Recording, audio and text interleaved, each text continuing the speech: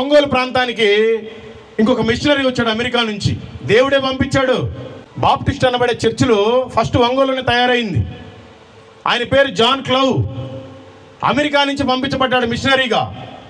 ఆయన వచ్చాడు, సువార్తను ప్రకటిస్తూ ఉన్నాడు. ఎవరు వినట్లేదు.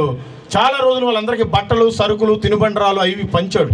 అప్పుడు చాలామంది అట్రాక్ట్ అయ్యి, అయ్యా మేము కూడా మీ దేవుడిని నమ్ముకుంటాం, నాకు బాప్తిసం ఇవ్వమని అందరూ లైన్ కడుతున్నారు. చిచి, నేను అట్లా బాప్తిసం ఇవ్వను. మీరు నిజంగా మారు మనసు పొందితేనే రండి, బాప్తిసం ఇస్తా. నేనేదో మీకు తిరుబండరాలు ఇస్తే మీరు వచ్చి దేవుడిని నమ్ముకుంటే నాకు చెడ్డ పేరు, దేవుడి నామానికి అంతకంటే చెడ్డ పేరు నేను ఇవ్వను అన్నాడు.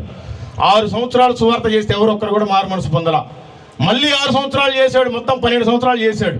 అమెరికా నుంచి టెలిగ్రామ్ వచ్చింది, ఏ జాన్ క్లౌ, నువ్వు వెళ్ళి 12 సంవత్సరాలు అయింది, భారతదేశంలో ఉండే వాళ్ళంతా మూర్ఖులు, ఆ తెలుగు వాళ్ళు ఇంకా మూర్ఖులు, నువ్వు అక్కడ సేవ చేయలేవు, రిటర్న్ వచ్చాయి, ఇంకో దేశానికి పంపిస్తానని చెప్పి అక్కడి నుంచి పంపించారు.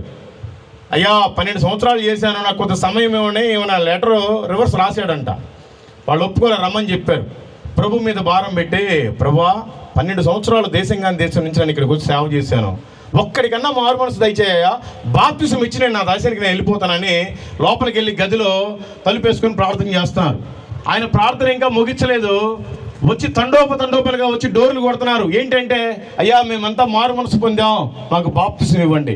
2222 మందికి ఒకేసారి బాప్తిసం ఇచ్చారండి ఒంగోలు పక్కనే గుండ్లకొమ్మ నదిలో.